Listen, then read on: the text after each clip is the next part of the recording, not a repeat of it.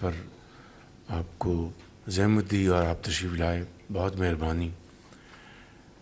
میں اسلام آباد ٹاکس کے حوالے سے حال احوال دینا چاہتا ہوں۔ یہ 47 سال جو کہ امریکہ اور برادر ملک ایران کے درمیان آج تک جتنی بھی ملاقاتیں ہوئیں اعلیٰ ترین سطح پر، تو وہ ہمیشہ وہ انڈائریکٹ ٹاکس تھی، اور الحمدللہ یہ پہلا موقع ہے کہ اعلیٰ ترین سطح پر دونوں وفود ہماری درخواست پر پاکستان تشریف لائے، جس کے لیے میں اپنے انتہائی عزیز بھائی صدر ڈاکٹر مسعود پزشکیان کا بہت شکر گزار ہوں، اور اسی طریقے سے امریکہ کے صدر ڈونلڈ ٹرمپ کا بہت شکر گزار ہوں کہ انہوں نے ہماری دعوت کو قبول کیا، اور یہاں تشریف لانے سے پہلے 2 ہفتے کی سیز فائر کا دونوں طرف سے اتفاق کیا گیا، اور پھر یہاں پر پاکستان 11 تاریخ کو تشریف لائے دونوں وفود، اور پاکستان کو اس طرح اللہ تعالیٰ نے نہ صرف میزبانی کا، ثالثی کا اور امن کو دوبارہ قائم کرنے کا ایک ایسا موقع دیا جس کی تاریخ میں مثال نہیں ملتی، اور یہ عزت پاکستان کی اللہ تعالیٰ کے فضل و کرم سے 24 کروڑ عوام کی عزت ہے۔ یہ میری نہیں، آپ کی نہیں، یہ پاکستان بھر کے عوام کی عزت ہے، جو کہ شاید تاریخ میں کسی کو ملتی ہے۔ اس سے آگے بڑھتے ہیں کہ اسلام آباد ٹاکس میں گفتگو شروع ہوئی، اور اس طرح جو جنگ کے بادل منڈلا رہے تھے وہ خدا کر کے پاکستان کو یہ موقع ملا کہ اس کو مستقل امن میں بدل دے۔ یہ بات ذہن میں رہنی چاہیے کہ دنیا کی تاریخ اگر آپ اٹھا لیں، اوسلو ایکارڈ، آپ جنیوا ایکارڈ لے لیں، گڈ فرائیڈے ایکارڈ لے لیں، اور اس طرح سوڈان کے اندر جو ایک خانہ جنگی جاری تھی، اور دوسرے علاقوں میں کئی ماہ سے لے کر کئی سال لگے جنگ رکوانے میں اور امن قائم کرنے میں، اور یہاں پر اسلام آباد میں یہ دونوں وفود تشریف لائے، اور 21 گھنٹے متواتر ان کی یہ گفتگو چلتی رہی، انڈائریکٹلی نہیں۔ یہ پہلا موقع ہے کہ دونوں وفود آمنے سامنے بیٹھے، میں اس کا گواہ ہوں، اور میں سمجھتا ہوں کہ اس کے لیے پاکستان کی قیادت نے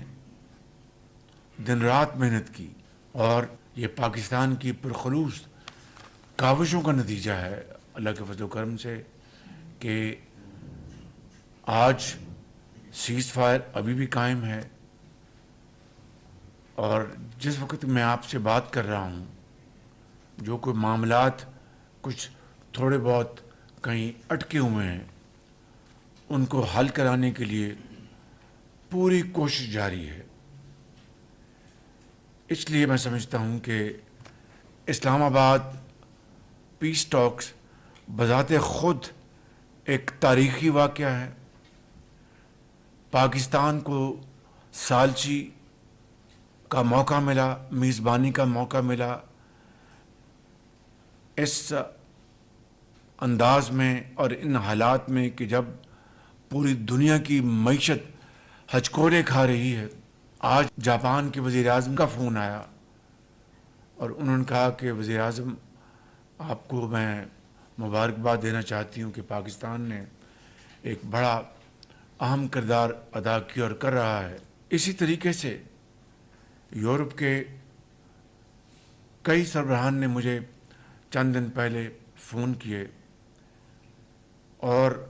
انہوں نے پاکستان کی کاوشوں کو دل سے سراہا اور کہا کہ ہم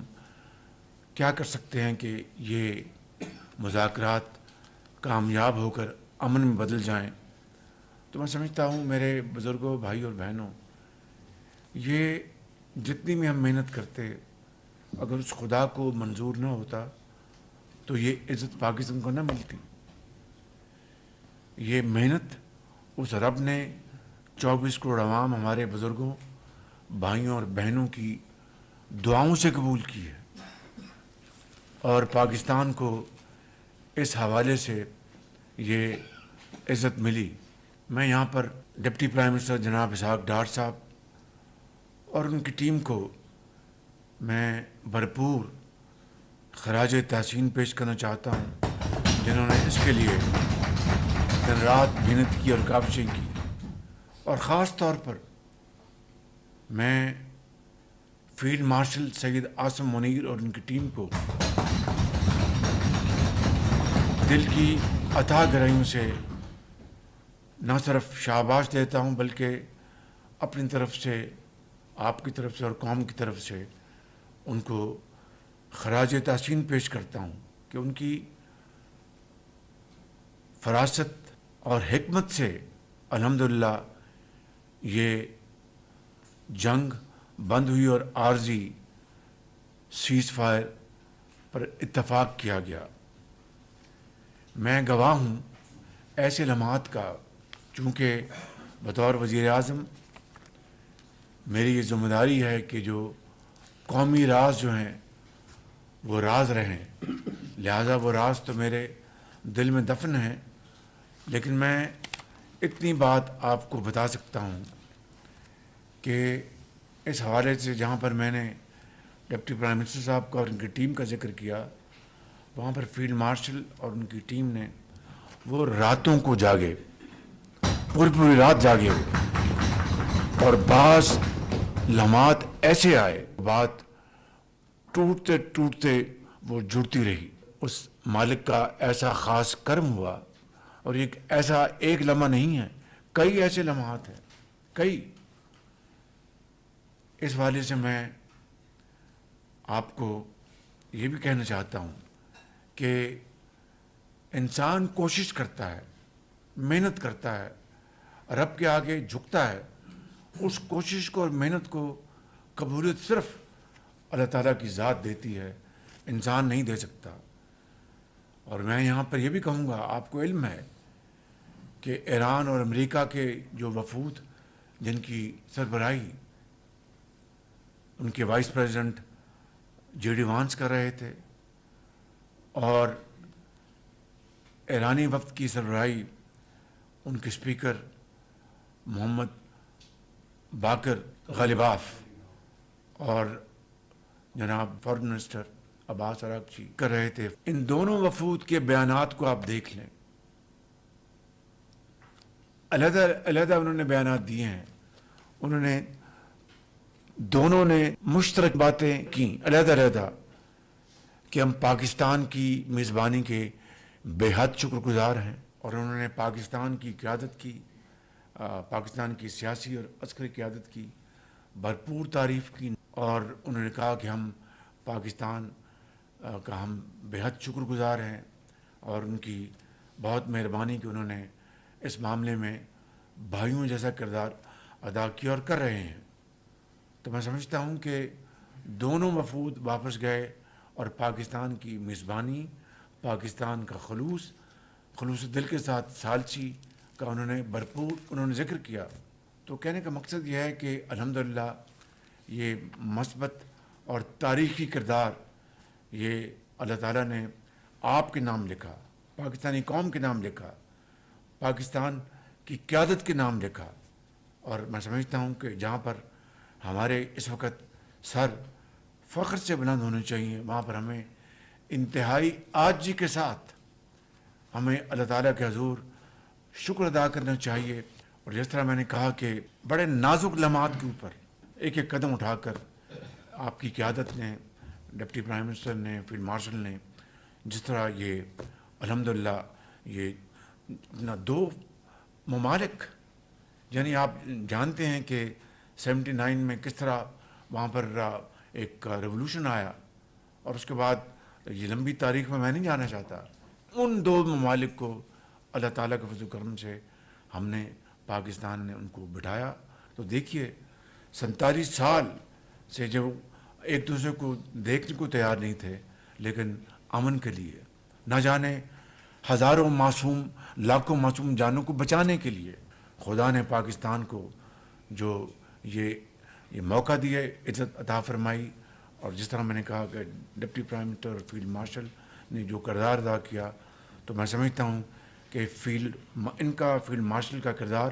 تاریخ بخدا ہمیشہ سنہری حروف سے یاد رکھے گی انشاءاللہ. اس لیے یہاں پر میں یہ کہوں گا کہ جناب ڈار صاحب اور خصوصی طور پر فیلڈ مارشل صاحب کے لیے یہ ہاؤس ان کو بھرپور تاثیر پیش کرے، اور یہ تاریخ گواہ رہے کہ انہوں نے واقعی اس ملک کو کس طریقے سے عزت دی اور ایک یہ رول ادا کیا. میں سردار صاحب سے درخواست کروں گا کہ ہاتھ اٹھائیں اور دعا کریں، اور پاکستانی قوم سے درخواست ہے کہ وہ اس وقت دیر پا امن کے لیے ہماری جو کاوشیں جو ہنوز جاری ہیں ان میں برکت ڈالے. جی